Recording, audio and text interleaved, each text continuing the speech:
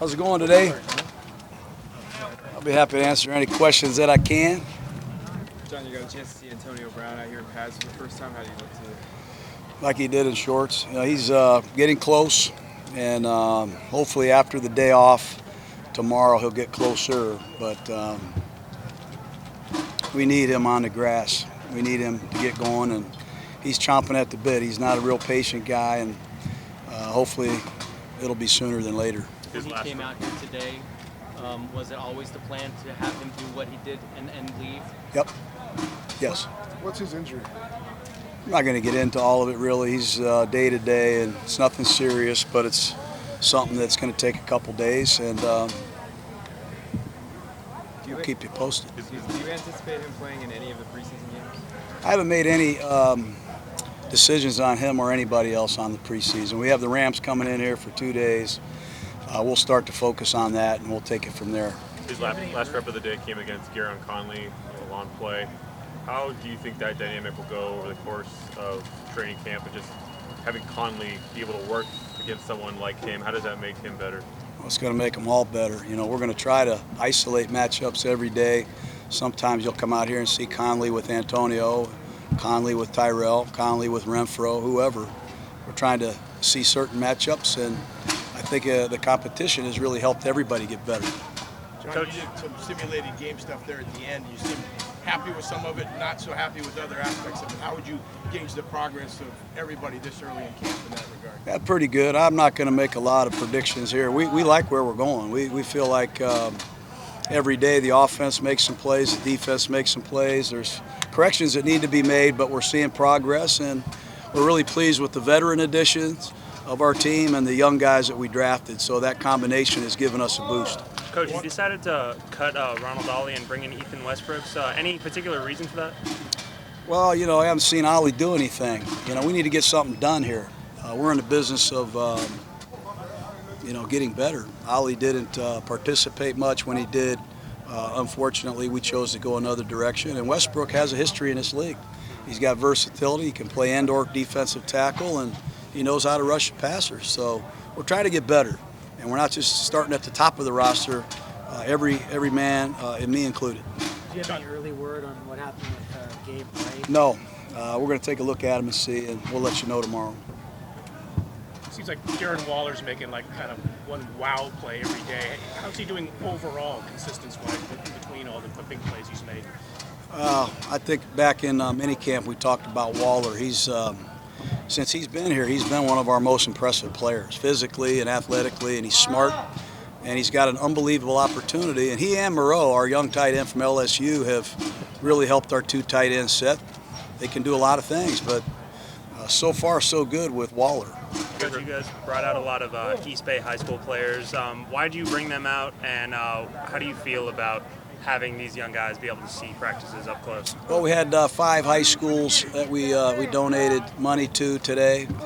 Dick's Sporting Goods, the Raider players and coaches we kicked in, and people are trying to cancel youth football. They're trying to cancel youth sports, boys and girls sports. There's a lot of geniuses out there that believe youth sports should be canceled. I'm not one of them. So we're trying to support these coaches. Every year they get paid less, their budget gets reduced, and the expectations on them become higher. So credit to our coaches and players and Dick's Sporting Goods for trying to give 5 high school programs a lift. These kids want to play and they deserve to play. In the past, you've talked about the importance of youth football. Can you elaborate just in terms of that importance? Yeah, I think you benefit by being on a team. There are certain things you can get playing this game that you can't get. I couldn't get in trigonometry or French class. I just learned how to compete. I learned about being on a team, my teamwork, accountability, my mental and physical toughness. I learned a lot about sportsmanship. You get some real benefits by playing on a football team or a basketball team. And I'm not just talking about boys, girls playing sports, softball, etc. We got to support these young kids, I believe. I don't want to preach because I know that gets old.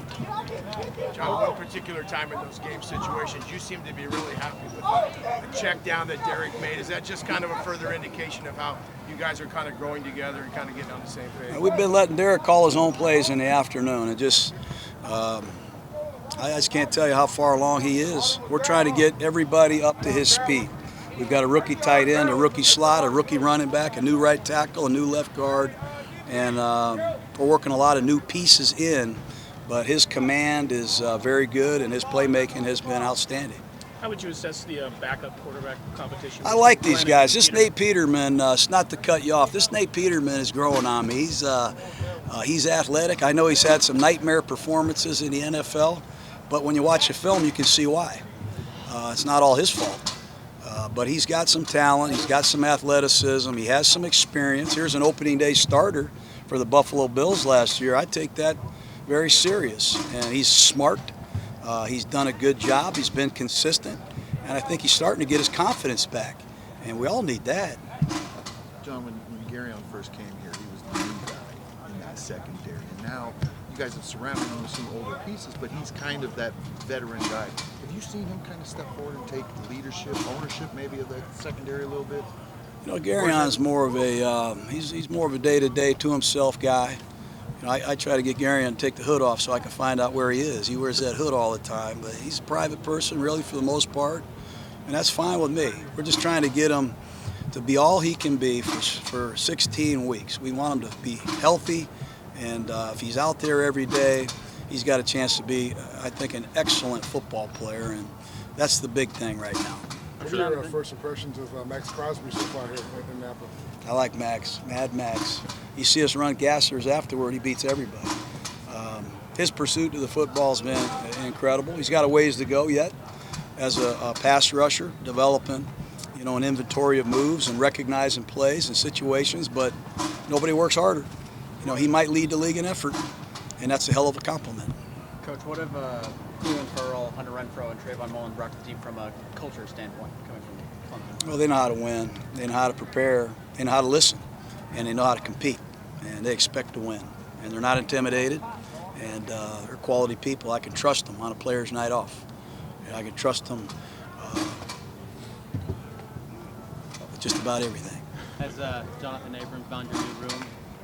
Yeah, that kid's something else. I mean, he's, you know, I don't want to make comparisons, but he's what we're looking for. He's a versatile guy who gives us so much energy on defense, and we have tried to control him. He's hitting too many of our guys in shorts. He even hit some coaches the other day by accident. But he loves to play, and if we had 3-a-days like we used to, he'd be first in line for all those. How do you think the safety dynamic is working between him and Carr? So far, we're doing pretty good, and you know, I think Eric Harris is going to be a guy that's going to compete for playing time. But I think Carl and Jon are physical guys that are really working hard at the communication and their responsibilities, and it's hard to do. We're throwing a lot at them formationally and situationally. Perfect the other day said that the defense that he played in Cincinnati and what they're playing out here is mostly the same, but the one main difference is involving the fact that the safeties are so aggressive.